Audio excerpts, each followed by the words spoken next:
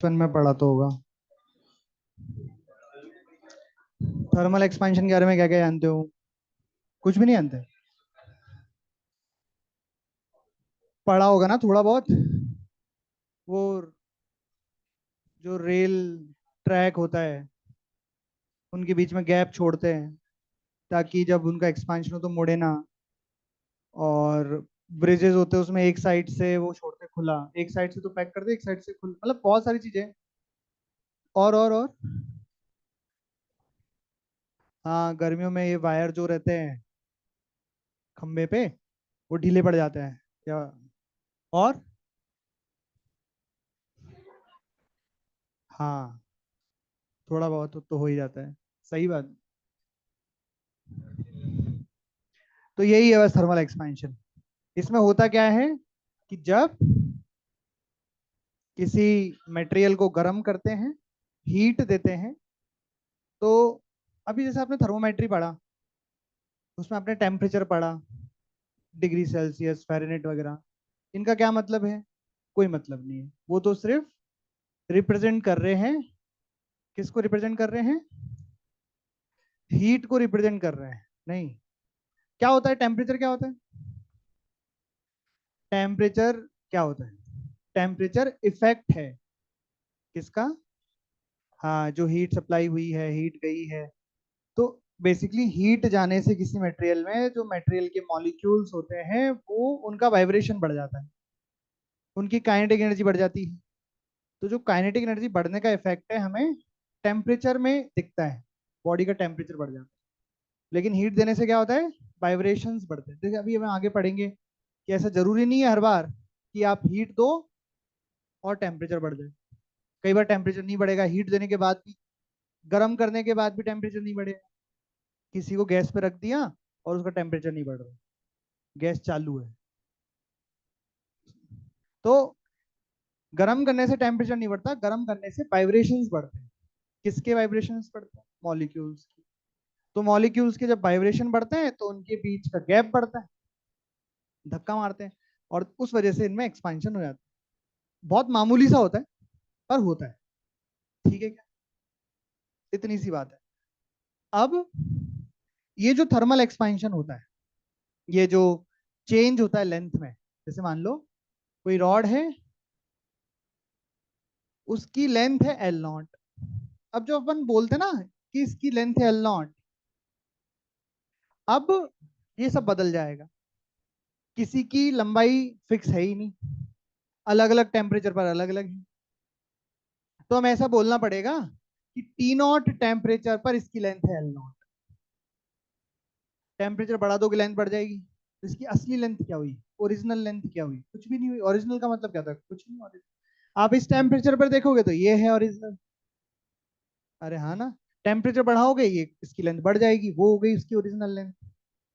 ठीक है भाई। ओरिजिनल का मतलब ये बोल दो कि आप इस पे जबरदस्ती कोई प्रेशर मत लगाओ, जबरदस्ती इस पे कोई फोर्स मत लगाओ, कि आपने जबरदस्ती पकड़ के और इसको किसी ऐसी मशीन में लगा दिया और मशीन इसको पिचका रही है, तो जबरदस्ती उसको हमने कंप्रेस कर दिया कि टी नॉट टेम्परेचर पर लेंथ होनी चाहिए थी एल नॉट, पर एल नॉट से कम है। तो वो तो फिर ओरिजिनल लेंथ नहीं हुई। वो तो फिर आपने जबरदस्ती उसको पिचका दिया या जबरदस्ती खींच दिया, बहुत मशीनों से पकड़ के रॉड को ऐसा खींच दिया। थोड़ी सी खींचेगी पर खींच जाएगी। अरे ठीक है क्या? वो नहीं, कुछ भी नहीं किया आपने, तीनों टेम्परेचर पर रॉड की लेंथ एल नॉट आ रही है, तो ये इसकी ओरिजिनल लेंथ है। अब टेम्परेचर बढ़ा दिया, कम भी कर सकते हैं, बढ़ा दिया, डेल्टा टी से बढ़ा दिया। तो अब इसकी लेंथ मान लो थोड़ी सी इंक्रीज हो गई, थोड़ी सी बढ़ गई, एल नॉट से थोड़ी सी बढ़ गई। कितनी बढ़ गई? मान लो डेल्टा एल बढ़ गई। ठीक है। तो ये जो डेल्टा एल है किस किस पर डिपेंड करता है? ये डेल्टा एल डिपेंड करेगा डेल्टा टी पर, कि टेम्परेचर कितना बढ़ाया। जितना ज्यादा टेम्परेचर बढ़ाओगे उतना ज्यादा चेंज आएगा लेंथ में। डेल्टा एल का मतलब समझ में आ रहा है? Change in length. और ये जो डेल्टा एल है, ये इस बात पे भी डिपेंड करेगा कि इनिशियल लेंथ कितनी है। अगर इनिशियल लेंथ कम होगी तो उसमें एलोंगेशन भी, उसमें एक्सपांशन भी कम आएगा। इनिशियल लेंथ ज्यादा होगी तो उसमें एक्सपांशन भी ज्यादा आएगा। तो ये चेंज इन लेंथ इन दो चीजों पे डिपेंड करेगी। और प्रोपोर्शनल का साइन हटेगा, तो delta L is equal to, अच्छा इसको वैसे लिखोगे ना, डेल्टा एल को अगर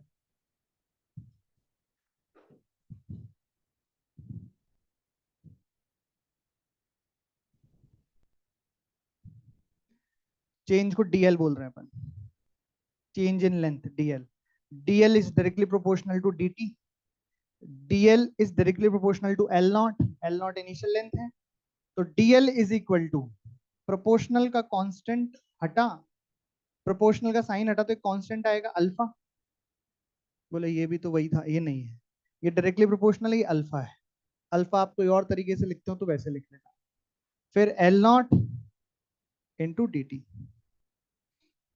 ये आता है, ठीक है।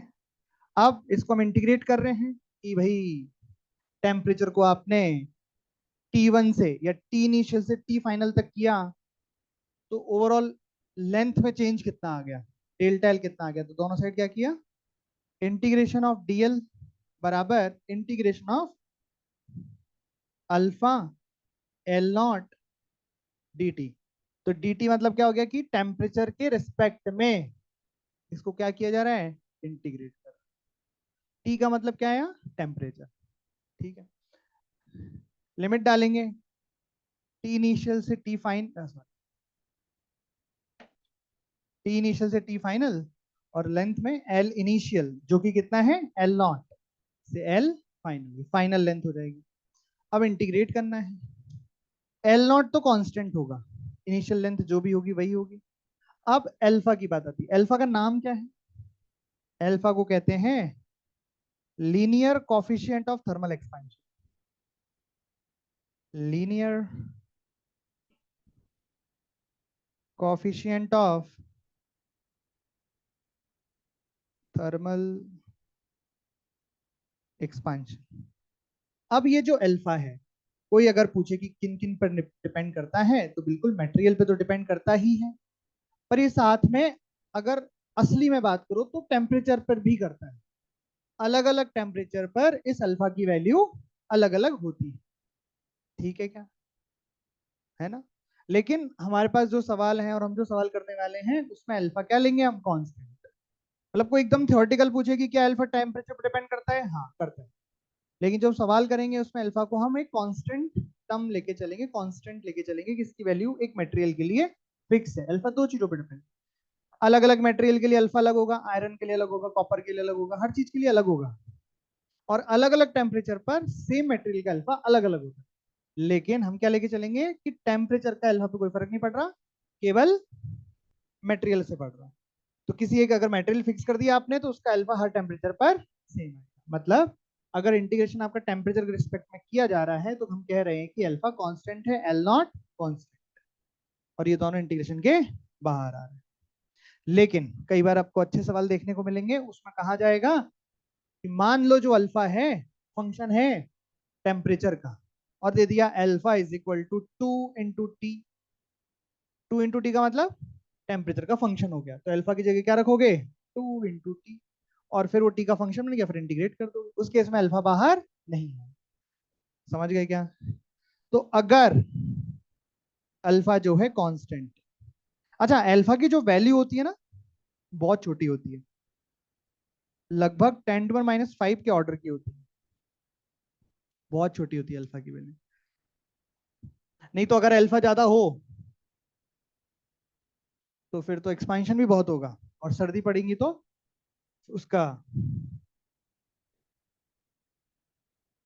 समझ रहे हो ना, लेंथ बढ़ भी सकती है और बहुत छोटी भी हो जाएगी, एरिया या वॉल्यूम किसी चीज का बहुत बड़ा भी हो जाएगा, और टेम्परेचर कम किया तो बहुत छोटा भी हो जाएगा, लेकिन अल्फा बहुत छोटा होता है, तो टेम्परेचर का फर्क पड़ता है, जब जैसे बिल्डिंग बना रहे हैं कोई, या ब्रिज बना रहे हैं, या रेल की पटरियां हैं लंबी लंबी, तो वहां पे तो बहुत ज्यादा फर्क पड़ेगा, वहां तो जो छोटा सा फर्क है वो भी चीजों को तबाह कर सकता है, समझ में आई बात।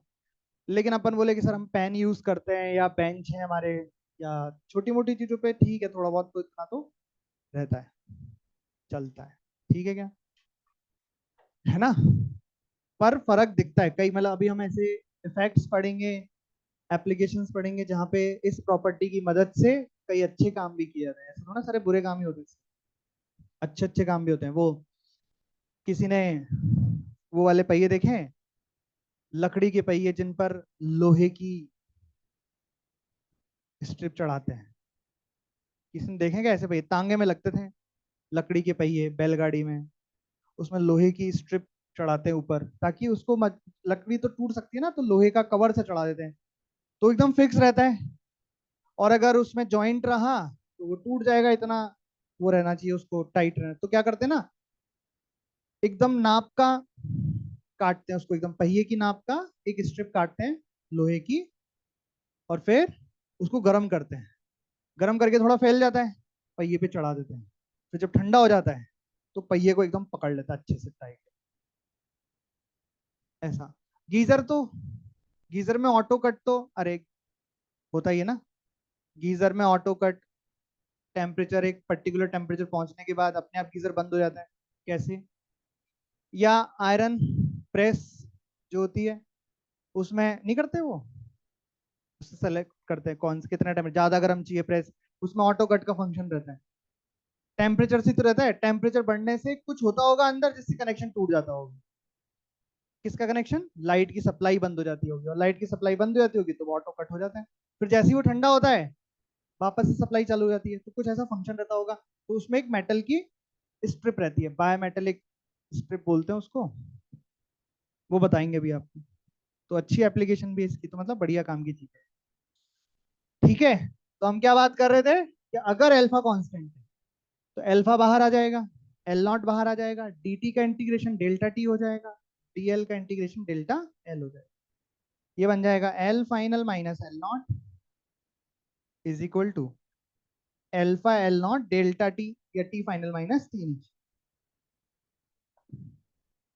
एल नॉट भी इधर चला जाएगा, ये बन जाएगा final length of the rod is L naught one plus alpha delta, ऐसा। पर ये कब बना? जब अल्फा कांस्टेंट। अल्फा कांस्टेंट नहीं होके कोई फंक्शन होता तो ऐसा फॉर्मूला थोड़ी बनता, फिर तो उस फंक्शन पे डिपेंड करता। ठीक है, और यहाँ ये बात ध्यान रखनी है आपको, जब भी हम ये फॉर्मूला या कुछ भी हम यूज करेंगे फिजिक्स में, हीट जब भी हम पढ़ रहे हैं और टेम्परेचर कहीं भी रखना है हमें, तो टेम्परेचर केल्विन में ही रखना है। ठीक है क्या? तो यहाँ पे टेम्परेचर केल्विन में ही रखना है, लिखो यहाँ तक। अच्छा, अल्फा की अगर यूनिट बतानी हो तो क्या बताऊंगे अल्फा की यूनिट?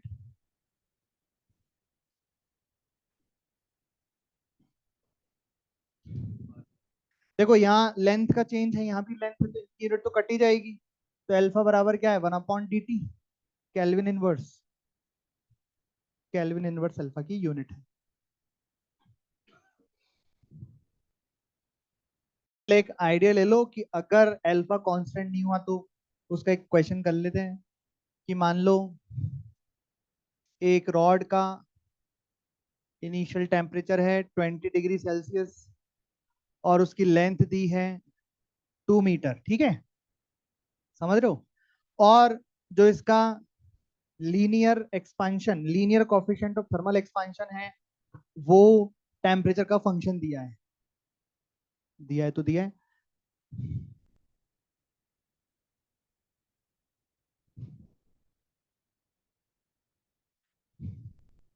नीचे भी लिख सकते हैं टी पर, चलो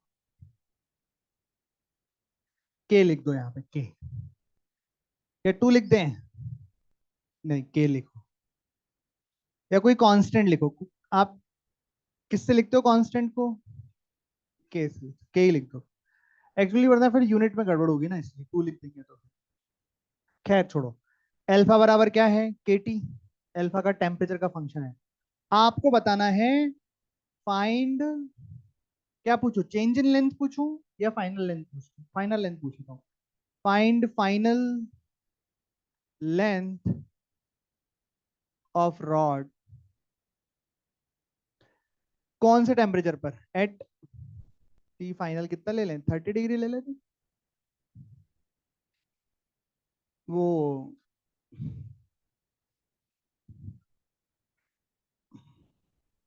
27 ले लेते हैं।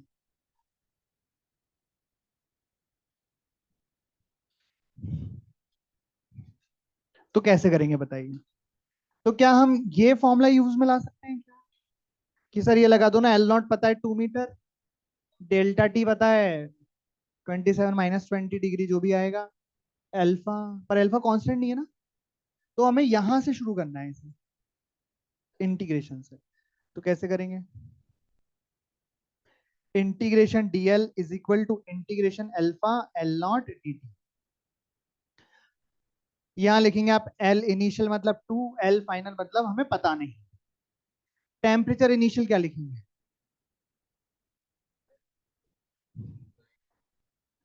टी इनिशियल लिख लेते चलो।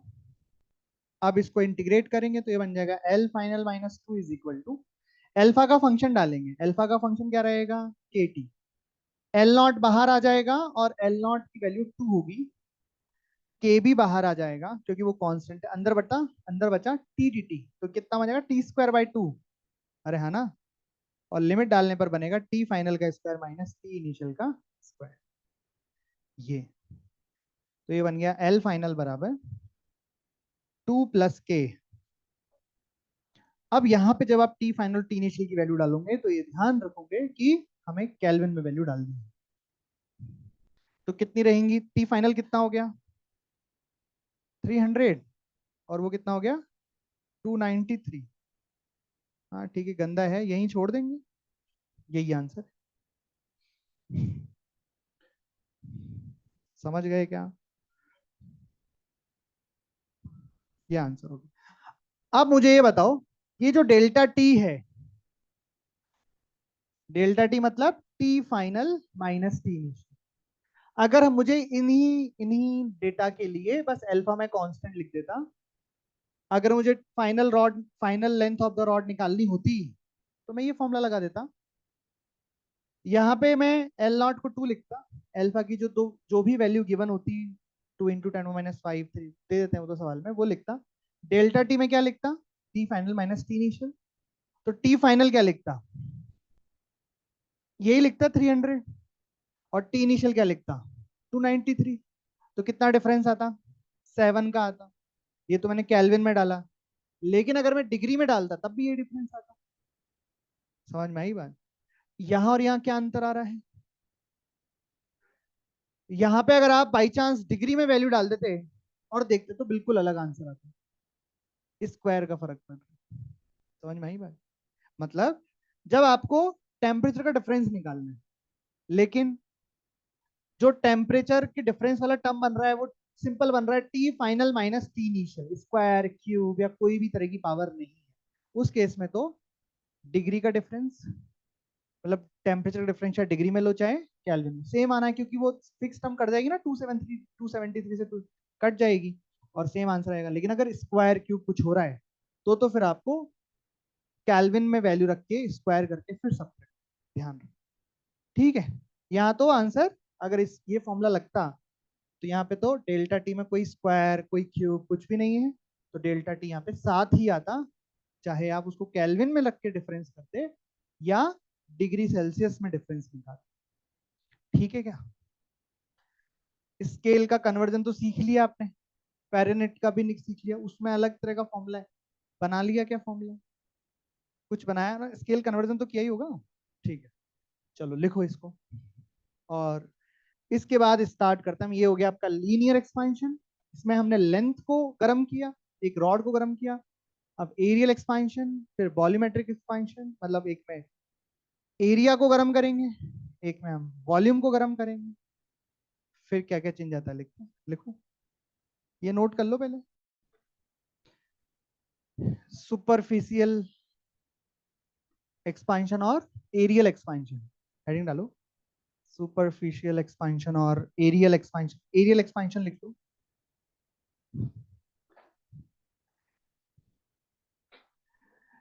एक प्लेट है जिसकी ये वाली लेंथ मान लीजिए आप L1 है, और ये वाली लेंथ मान लीजिए L2 है, इसका एरिया कितना होगा L1 × L2। अब क्या किया,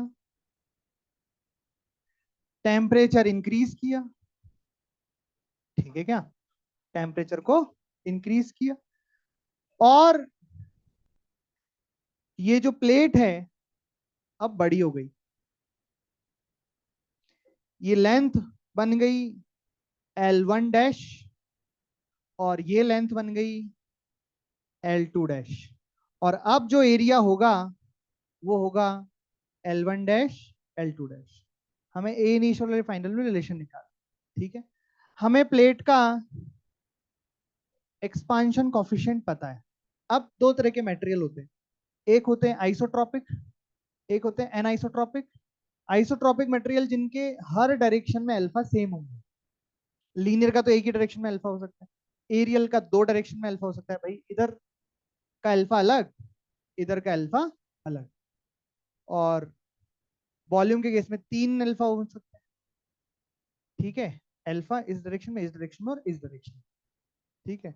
तो हम एक जनरलाइज काम कर लेते हैं, हम बोल देते हैं कि इस डायरेक्शन का एक्सपांशन कोफिशिएंट तो अल्फा 1 है और इस डायरेक्शन का एक्सपांशन कोफिशिएंट अल्फा 2 है। तो बताइए L1 डैश क्या लिखेंगे, इस लेंथ में कितना इंक्रीमेंट हुआ। L1 dash is equal to, अभी फॉर्मूला बनाया हमने, L1 1 plus alpha 1 delta T into L2 1 plus alpha 2 delta T. समझ में आया क्या? ये क्या बन गया, L1 इंटू L2। अब इन दोनों को मल्टीप्लाई करो तो देखो ऐसा बनेगा, 1 को 1 से किया, अल्फा 1 डेल्टा टी को अल्फा 1 डेल्टा टी से किया, अल्फा 1 डेल्टा टी को अल्फा 1 डेल्टा टी को 1 से किया, ठीक है। समझ में आ रहा है यहाँ तक? 1 को 1 से किया, अल्फा 1 से किया। अब इसको 1 से कर रहे हैं और एक लास्ट की टर्म बन रही है जिसमें इन दोनों को मल्टीप्लाई करें, ये बनेगा अल्फा 1 अल्फा 2 डेल्टा टी का स्क्वायर। देखा?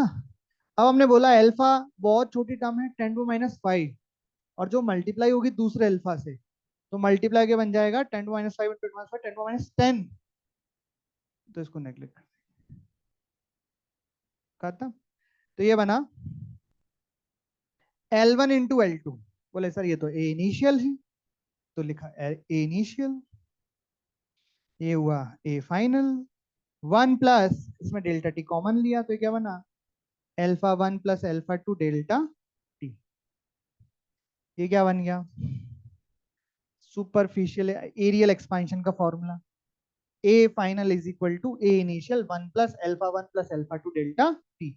अब आइसोट्रॉपिक मटेरियल के लिए अल्फा 1 और अल्फा 2 क्या होते हैं, बराबर। तो इफ, जो कि ज्यादातर होते हैं, ज्यादातर यही होता है, आपको जो दिए जाएंगे कुछ नहीं बोला है तो आइसोट्रॉपिक मटेरियल ही है, अल्फा सेम लेना है। तो अल्फा 1 प्लस अल्फा 2 को कहेंगे हम बीटा, और ये कहलाता है एरियल। जैसे वो तो था linear coefficient of thermal expansion, ये areal coefficient of thermal expansion, तो लिख लेना। और ये बन जाएगा A final is equal to A initial 1 plus beta delta T. लिख लो।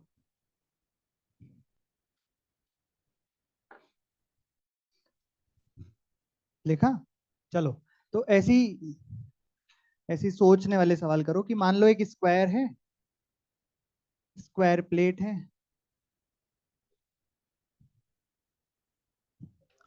और इधर का एक्सपेंशन अल्फा 1 है, इधर का अल्फा 2 है। अल्फा 1 बड़ा है अल्फा 2 से, टेम्परेचर बढ़ा दिया, बताओ क्या होगा।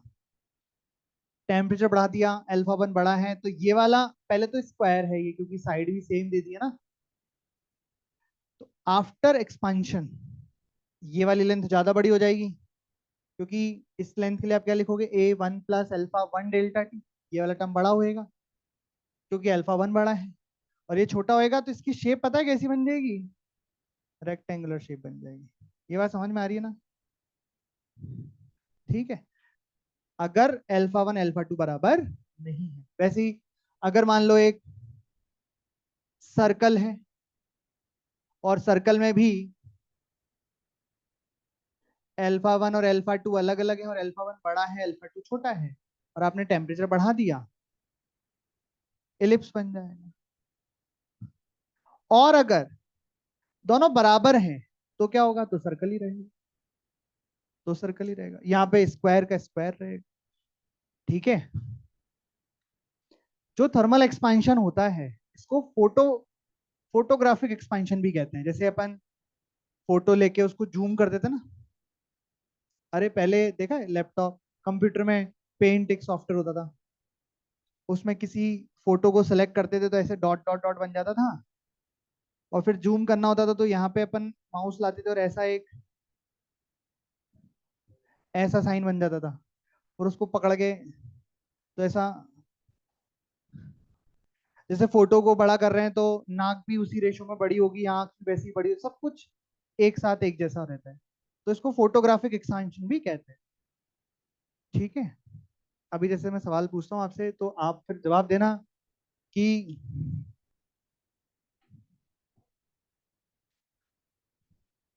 उसमें कैसा होगा, है ना। जैसे एक क्वेश्चन और पूछता हूँ।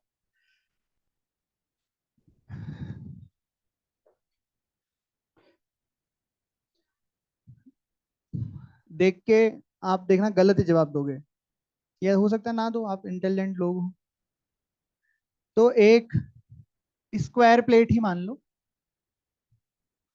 और इसमें तो अल्फा भी सेम ही है, मतलब कोई मैं ऐसी बातें कर ही नहीं रहा हूँ, अल्फा वन अल्फा टू अलग अलग है तो सेम ही है, सब कुछ बढ़िया है। ये बीच में से खाली है, रेडियस आर की एक डिस्क को हमने काट के खाली कर दिया है, और अब इस प्लेट का, शीट का हमने टेम्परेचर बढ़ाया है। टेम्परेचर बढ़ाया, ठीक है ना। टेम्परेचर हमने बढ़ाया, एक्सपांशन होगा, तो चार ऑप्शन है आपके पास। चारों में से कितने ऑप्शन सही है ये बताना है आपको। पहला ऑप्शन है, दूसरा ऑप्शन है, तीसरा ऑप्शन है, और चौथा ऑप्शन है।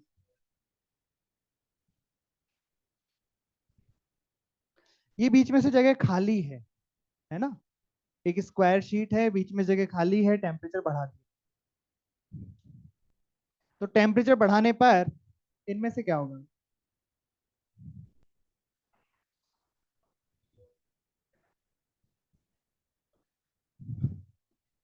तो एक ही आंसर आएगा, बी और सी दोनों दोनों ही गलत है भाई। यही सही है। आप जब बढ़ाओगे टेम्परेचर तो सबका सबकी लेंथ बढ़ जाएगी। जैसे ये ऐसा ऐसी दिखने लगेगी, एक बड़ी सी स्क्वायर शीट जिसकी लेंथ ऑब्वियसली अब ए नहीं होगी, ए डैश होगी लेकिन बड़ी होगी। उसके अंदर जो कैविटी है वो भी बढ़ चुकी है, आर डैश। ए डैश क्या लिखोगे, A dash is equal to A bracket में 1 + α∆t। ये भी वही लिखोगे, R dash equal to R 1 + α∆t। तो दोनों चीजें बढ़ जाएंगी ऐसा, तो लेंथ बढ़ जाती है। आप पता है इसको ऐसे समझो, जैसे घेरा नहीं बनाते बच्चे हाथ पकड़ के, गर्म करने से क्या हो रहा है, दो मॉलिक्यूल के बीच का गैप बढ़ रहा है। तो पहले हाथ मान लो ऐसे चिपके चिपके, बच्चे मॉलिक्यूल्स हैं, अब हाथ ऐसे फैला लिए तो उनके बीच का गैप बढ़ेगा, तो ओवरऑल रेडियस भी तो बढ़ेगी। या फिर इसका फोटो खींचना और इसको जूम करो, तो यही तो होगा। नहीं, तो बढ़ेगी, रेडियस बढ़ेगी।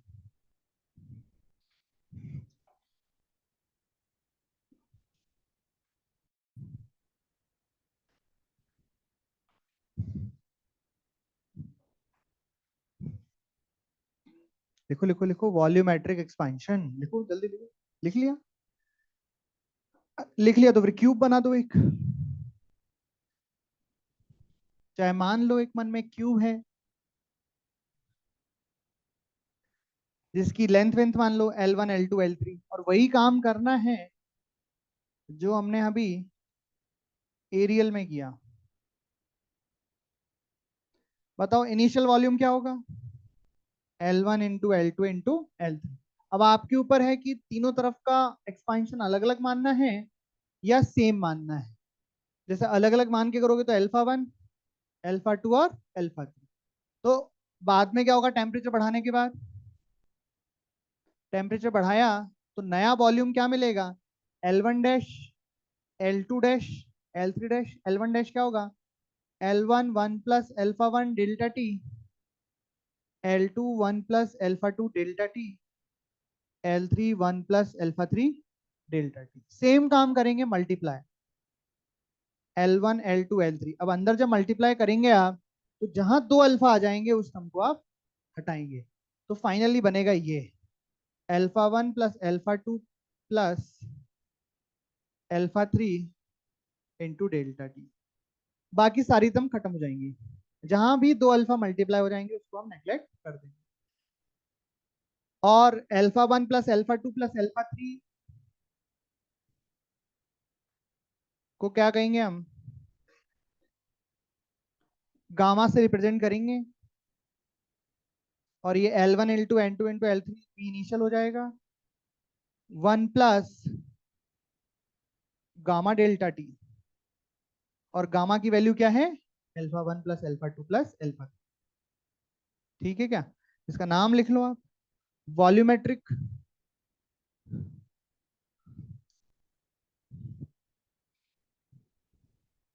कोएफिशिएंट ऑफ थर्मल एक्सपेंशन, जिसकी वैल्यू होती है alpha 1 plus alpha 2 plus alpha 3, और अगर ये तीनों सेम हुए तो 3 अल्फा, अगर ये आइसोट्रोपिक मटेरियल तो 3 अल्फा इसकी वैल्यू होगी।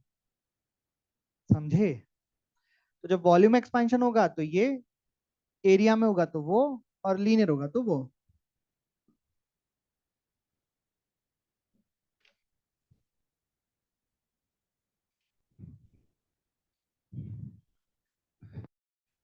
हेडिंग डालेंगे application of thermal expansion, application of thermal expansion.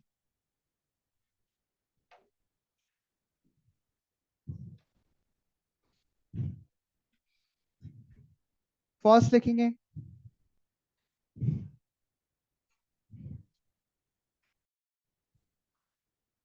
इसमें फर्स्ट लिखेंगे, किसमें, application of thermal expansion, heading डाल के फर्स्ट लिखेंगे इफेक्ट ऑफ टेम्परेचर। अरे ये लिखो, मैं तो जो बोल रहा हूँ हेडिंग डालो, लिखो effect of temperature on time period of simple pendulum.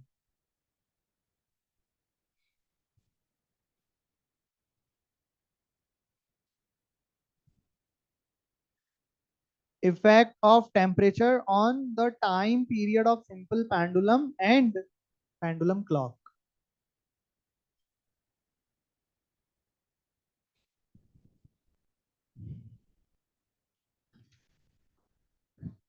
And pendulum clock.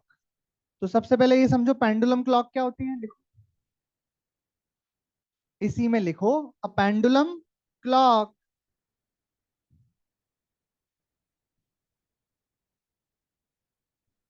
a pendulum clock keeps proper time, a pendulum clock keeps proper time at temperature, at temperature। अच्छा, यहाँ पे चक्कर पड़ने वाला है, अगर टेम्परेचर को हमने टी बोला तो टाइम पीरियड भी टी हो जाएगा, तो फिर टी टी में कंफ्यूजन हो जाएगा।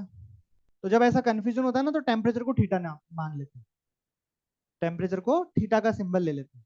तो क्या लिखा, temperature theta, temperature theta, full stop.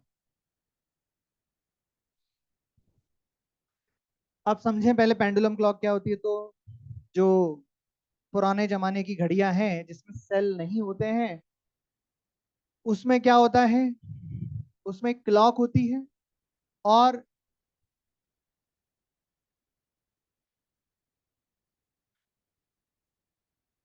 ये क्लॉक एक पेंडुलम उसमें लगा रहता है, सेल से नहीं चलती है घड़ियां, इस पेंडुलम के ऑसिलेशन से चलती है। इस पेंडुलम की लेंथ 1 मीटर होती है, और इसका टाइम पीरियड 2 सेकेंड होना कंपलसरी है। इसका कारण क्या है, जब ये पेंडुलम अपना एक साइकिल कंप्लीट करता है, कहीं से भी स्टार्ट कर लो, एक साइकिल का मतलब है जहां से चला वहीं लौट के वापस आया, जैसे यहाँ से छोड़ा तो यूं गया और यूं आया। तो यहाँ पे कुछ ऐसा फंक्शन होता है, लीवर होता है, कि जो सेकंड की सुई होती है, सेकंड वाली, वो खसकती है, और सेकंड की सुई का फिर रिलेशन होता है आगे मिनट की सुई और आर की सुई से। ठीक है, लेकिन पेंडुलम का सीधा कनेक्शन किससे, सेकंड से। सेकंड की सुई से। तो अब समझना आप, यहाँ पे एक ऐसा फंक्शन होता है, ऐसा लीवर जैसा कुछ फंक्शन होता है, कुछ ऐसा मैकेनिज्म होता है कि जब भी ये पेंडुलम अपनी मीन पोजीशन से गुजरता है, तो यहाँ पे लीवर पुल होता है या कोई मैकेनिज्म होता है, तो ये सेकंड की सुई एक बार खसक जाती है। ठीक है क्या? तो ये कंपलसरी है कि ये अपने एक ऑसिलेशन में 2 बार मीन पोजीशन से जाएगा ही जाएगा। अरे समझ में बात? तो मतलब एक ऑसिलेशन में जब ये 2 बार मीन पोजीशन से जाएगा तो सेकंड की सुई 2 बार खसकेगी। ठीक है ना? तो घड़ी में 2 सेकंड आगे पहुंच जाएगा। तो ये बिल्कुल कंपलसरी बात है कि इस पेंडुलम क्लॉक के पेंडुलम का टाइम पीरियड 2 सेकंड ही होना चाहिए, तभी तो इस दुनिया का टाइम इस घड़ी के टाइम के साथ मैच होगा। समझ में आई बात? अब होता क्या है कि मान लो शिमला गए, वहां पे ऐसी पुरानी सी घड़ी खरीद के लाए और वहां के हिसाब से सही टाइम दिखा भी रही है, पर राजस्थान ले आए, भयंकर गर्मी पड़ रही, इस वायर का लेंथ बढ़ गई, अब थर्मल एक्सपेंशन की वजह से लेंथ बढ़ गई, तो क्या हो गया? बोले टाइम पीरियड होता है 2 pi under root L/G। Length बढ़ी तो टाइम पीरियड बढ़ा। अब मान लो पहले टाइम पीरियड 2 सेकंड था, जो कि होना भी चाहिए, बढ़ के अब 3 सेकंड हो गया। इसका मतलब ये पेंडुलम अपना एक ऑसिलेशन कितने टाइम में पूरा करता है? 3 सेकंड। मतलब इस दुनिया के तो 3 सेकंड गुजर जाते हैं, पर इस घड़ी की सुई का केवल 2 ही सेकंड बढ़ता है। मतलब 3 सेकंड में ये 1 सेकंड पीछे हो गई। अरे हाँ कि ना? पीछे हो गई कि आगे हो गई? क्योंकि दुनिया का टाइम तो 3 सेकंड खसका, पर इस घड़ी का 2 ही सेकंड खसका। फिर अगले ऑसिलेशन में फिर दुनिया का टाइम 3 सेकंड खिसका, इसका टाइम फिर 2 ही सेकंड खिसका, तो 6 सेकंड में 2 सेकंड पीछे हो गई। तो ये पीछे होती चली जाएगी। और अगर उल्टा हो जाए कि राजस्थान से घड़ी खरीदी शिमला ले गए, तो लाइन छोटी हो जाएगी, टाइम पीरियड छोटा हो जाएगा। अब ये 1.5 सेकंड में ही अपना टाइम, और उस घड़ी के 2 सेकंड, तो उसमें घड़ी तेज हो जाएगी। तो घड़ी तेज या स्लो हो जाती है। समझ में आ रही बात? तो कितनी देर में कितनी स्लो हो जाती है, क्या फर्क पड़ता है, वो निकाल रहे हैं। ठीक है? अरे आगे बात समझ में? तो कैलकुलेशन कर रहे हैं इसकी, छोटी सी देखना क्या लिखाया गया है कि एक पेंडुलम क्लॉक है, वो थीटा टेम्परेचर पर सही टाइम दिखाती है। मतलब थीटा टेम्परेचर पर जो लेंथ है एल, वो सही है, उस केस में टाइम पीरियड 2 सेकंड आता है। मतलब ये कैलिब्रेटेड है कितने टेम्परेचर के लिए? जब टेम्परेचर थीटा होता है तो इसकी लेंथ एल है और इसका टाइम पीरियड टी है। रिलेशन है T = 2 pi under root L/G। अब आप ऐसी जगह पे आ गए कि टेम्परेचर कितना हो गया, मान लीजिए थीटा डैश हो गया, बढ़ गया डेल्टा टी, तो लेंथ ऑब्वियसली बढ़ जाएगी। लेंथ भी हो गई एल डैश, जो कि बराबर होगी L × 1 + alpha delta theta. Alpha क्या हो गया? लीनियर कोफिशिएंट थर्मल एक्सपेंशन, है ना? और अब टाइम पीरियड भी क्या हो जाएगा? टी डैश हो जाएगा। तो बताओ टी डैश को क्या लिखूंगा? 2 pi under root. L dash को क्या लिखूंगा?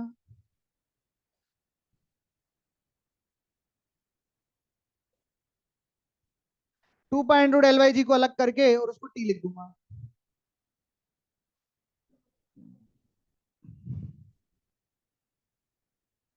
इसको टी लिख दूंगा, नहीं, 2 पाई अंडर रूट L/G को टी लिख दूंगा और ये बन जाएगा 1 + अल्फा डेल्टा थीटा की पावर हाफ। अब मुझे पता है अल्फा बहुत छोटा है, तो क्या लगेगा? Binomial approximation.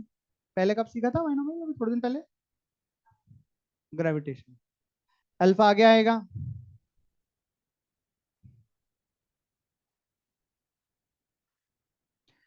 टी को अंदर मल्टीप्लाई किया और इधर आया, तो ये बन गया T dash minus T is equal to alpha T delta theta by 2। समझ में आया? ये क्या है? डिफरेंस। ये डिफरेंस है नए टाइम पीरियड और पुराने टाइम पीरियड का। जैसे अभी जो एग्जांपल लिया था हमने, क्या एग्जांपल लिया था कि मान लो पुराना टाइम पीरियड 2 सेकंड, जो कि होना चाहिए, यहाँ पे जो टी है वो कितना होना चाहिए? 2 सेकंड। ये होना चाहिए, तभी वो काम करती है। सवाल में बनाने के लिए हाइपोथेसिस कुछ और मान ले तो मान ले, फिर देखो कैसे सवाल बनाया जाए उस हिसाब से। नहीं कुछ नहीं दिया हो तो 2 सेकंड हम ले लेंगे। सही है। और टी डैश क्या माना था? 3 सेकंड मान लिया था हमने टी डैश। अरे माना तो था, नहीं माना था। तो ये टी डैश माइनस टी है, ये कितना है? 1 सेकंड। अगर हम वो एग्जाम्पल लेके चले तो ये 1 सेकंड वो टाइम था जितना घड़ी या तो आगे हो जाएगी या पीछे हो जाएगी। भाई अगर टेम्परेचर बढ़ा है तो घड़ी पीछे हो जाएगी, क्योंकि टेम्परेचर बढ़ेगा तो लेंथ बढ़ेगा, लेंथ बढ़ेगा तो टाइम पीरियड बढ़ेगा, तो दुनिया का तेज समय ज्यादा चलेगा और घड़ी का टाइम 2 सेकंड। अरे हाँ कि ना? तो यहाँ आप अपन लिखेंगे ये सब बातें कि इफ टेम्परेचर इंक्रीजेस तो क्लॉक विल स्लो डाउन, है ना? ऐसा लिख लेंगे। और अगर टेम्परेचर कम होगा मतलब ठंड पड़ेगी तो क्लॉक क्या हो जाएगी? फास्ट हो जाएगी। यहाँ टेम्परेचर लिखा है मैंने, टी नहीं लिखा है ना। टेम्परेचर की बात हो रही है, टेम्परेचर बढ़ेगा तो बेसिकली वो टेम्परेचर बढ़ेगा तो टाइम पीरियड बढ़ेगा, टाइम पीरियड बढ़ेगा तो क्लॉक स्लो हो जाएगी और इसमें क्लॉक फास्ट हो जाएगी। ठीक है क्या? अब बात आती है कितनी स्लो या कितनी फास्ट। तो अभी सोचो ना, टी डैश माइनस टी ही तो इसका आंसर। नहीं सुनना है? जब टाइम पीरियड 2 सेकंड था बढ़ के 3 सेकंड हो गया, तो कितनी स्लो या तेज हो गई? 1 सेकंड। कितनी देर में? एक नए टाइम पीरियड में। अरे एग्जाम्पल से समझो, पहले तो अपन एग्जाम्पल से समझते फिर जनरलाइज करते हैं। मान लो टी है 2 सेकेंड, टी डैश है 3 सेकेंड, तो टी डैश माइनस टी बराबर कितना आ गया? 1 सेकेंड। तो आप क्या लिखोगे कि 3 सेकेंड में क्लॉक या तो तेज हो जाती है या धीरे हो जाती है। इस केस में तो धीरे हो जाएगी, क्योंकि यहाँ पे टाइम पीरियड बढ़ गया। मान लो ये नया टाइम पीरियड 1 सेकेंड आता, नया टाइम पीरियड 1 सेकेंड, तो डिफरेंस कितना आता? वापस से 1 सेकेंड आता। अरे हाँ कि ना? तो हम बोलते हैं कि इतनी देर में इतनी फास्ट हो गई। अभी क्या बोलेंगे? 3 सेकेंड में क्लॉक स्लो हो जाती है। कितना सेकंड स्लो हो जाती है? 1 सेकेंड। तो 1 सेकेंड में क्लॉक कितना स्लो हो जाएगी? फिर आपसे पूछेंगे बताओ एक वीक में कितना स्लो हो जाएगी या 24 घंटे में कितना स्लो हो जाएगी। तो जब आपको 1 सेकंड में पता लग गया इतना स्लो हो जाएगी, तो फिर आप चाहे इसमें निकल लो 24 आवर में कितना स्लो हो जाएगी। तो इन 24 आवर में आप लिखोगे 1/3 इंटू 24 इंटू 60 हो गया। ऐसे, ये तो एग्जाम्पल हो गया। अरे आई ना बात समझ में? लेकिन असली में ना इतना डिफरेंस आता नहीं कि पुराना वाला टाइम पीरियड है 2, नया वाला हो गया 3 सेकेंड, एकदम से इतना 1 सेकेंड का डिफरेंस आ गया। तो हर 3 सेकंड में 1 सेकंड, तो ये तो हर 4-5 घंटे में अपन को बार बार क्लॉक ठीक करनी पड़ेगी, तो इतना डिफरेंस नहीं आता। कितना सा आता है? एक्सपांशन तो बहुत छोटा होता है ना, अल्फा बहुत छोटा होता है तो एक्सपांशन भी बहुत छोटा होता है। तो ये ऐसा आता है 2.005 समथिंग कुछ। अरे समझ में आई बात? तो मैं इसको तो मिटा ही देता हूँ एग्जाम्पल वाली कैलकुलेशन को, ये तो बस समझाने के लिए थी, अपन तो जनरलाइज कर रहे हैं। तो मैं लिखूंगा कि एक्चुअल कैलकुलेशन क्या होगी कि घड़ी जो है 3 सेकंड में 1 सेकंड हुई थी ना, तो मतलब मैं लिखूंगा टी डैश सेकंड में स्लो या फास्ट हो जाएगी कितना?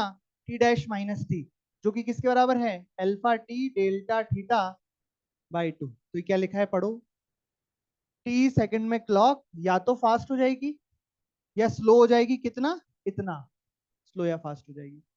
तो बताओ 1 सेकंड में कितना स्लो या फास्ट होगी?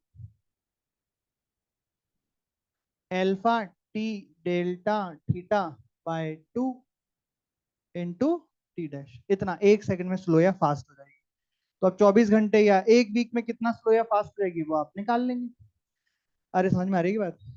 लेकिन इसमें भी एक अप्रोक्सीमेशन लेते हैं। क्यों ले रहे हैं अप्रोक्सीमेशन? बोले सर ये टी और टी डैश में ज्यादा अंतर होता नहीं है, लगभग बराबर हैं, तो टी को टी डैश से काट सकते हैं। समझ में आ रही बात? कैसे?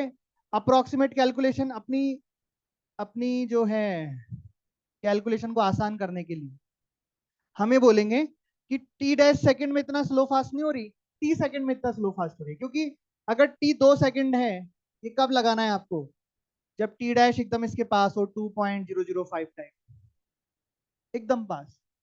तो आप बोलोगे सर 2 और 2.0 में कोई खास अंतर नहीं है, यहाँ पे बिना मतलब का यहाँ लिखना पड़ेगा 2 और यहाँ लिखना पड़ेगा 2.005 और कैलकुलेट करना पड़ेगा, गंदी कैलकुलेशन आएगी, आंसर में कुछ ज्यादा फर्क पड़ेगा नहीं। अरे हाँ की ना। तो हम अप्रोक्सीमेट कैलकुलेशन क्या करेंगे कि टी सेकंड में स्लो या फास्ट होगी alpha T delta theta by 2। तो 1 सेकंड में स्लो या फास्ट होगी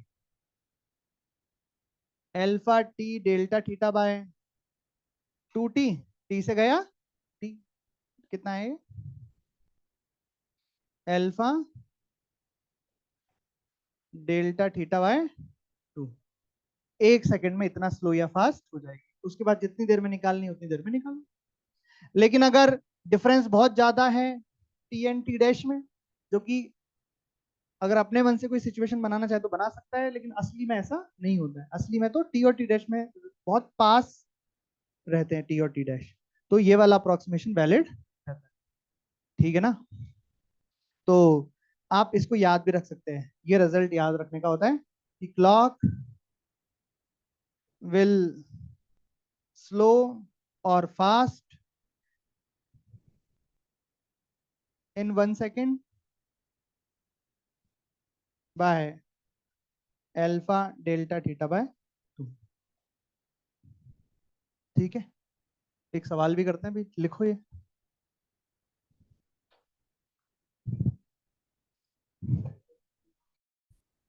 A pendulum, a second pendulum clock has a steel wire.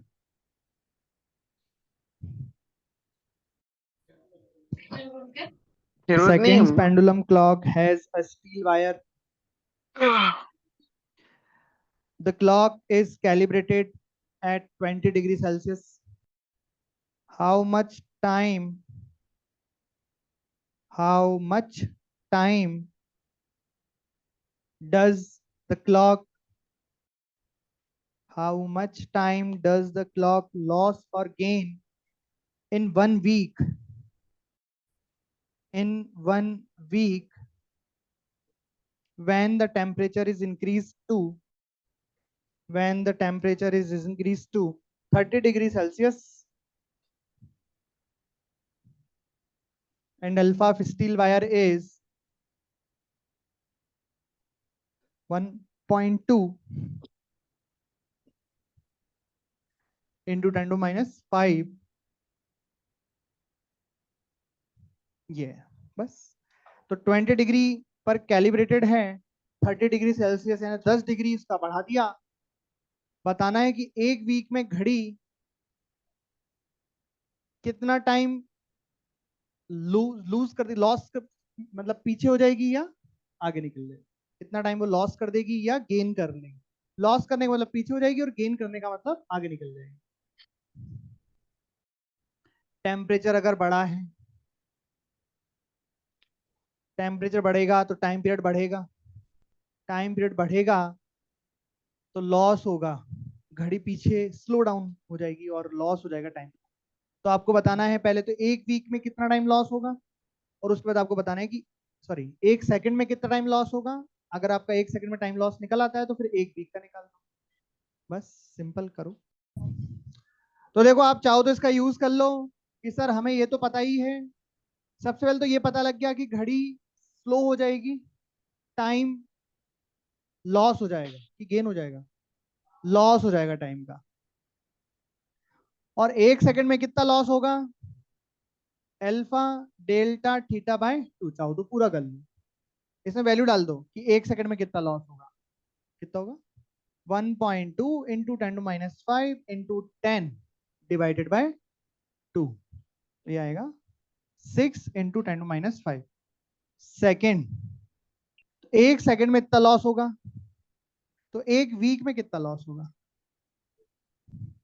तो हम लिखेंगे 6 इंटू 10 माइनस 5, 1 वीक के 7 दिन, 7 दिन के इंटू 24 घंटे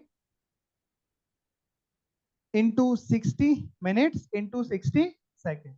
तो ये 1 वीक में इतने सेकंड होता है, 7 इंटू 24 इंटू 60 इंटू 60, और इसको सॉल्व कर रहे हो तो कितना आ रहा है 36.28 के आसपास। तो एक वीक में 36 सेकंड पीछे होगी घड़ी बस। ये असली केस है, समझ में आ रहा है? तो एक महीने में कितने, इसके 4 गुना कर लेंगे तो लगभग 2 मिनट। तो एक महीने में 2 मिनट के आसपास पीछे हो। तो ऐसे करके सालों में जाके ये फिर अपन को सेट करनी पड़ेगी वापस। तो कोई दिक्कत नहीं, मतलब शिमला से आप घड़ी जाओ तो ला सकते हैं, थोड़ी बहुत एडजस्ट करनी पड़ेगी, साल 2 साल में एक बार चलेगा, इतना तो कोई दिक्कत। ठीक है।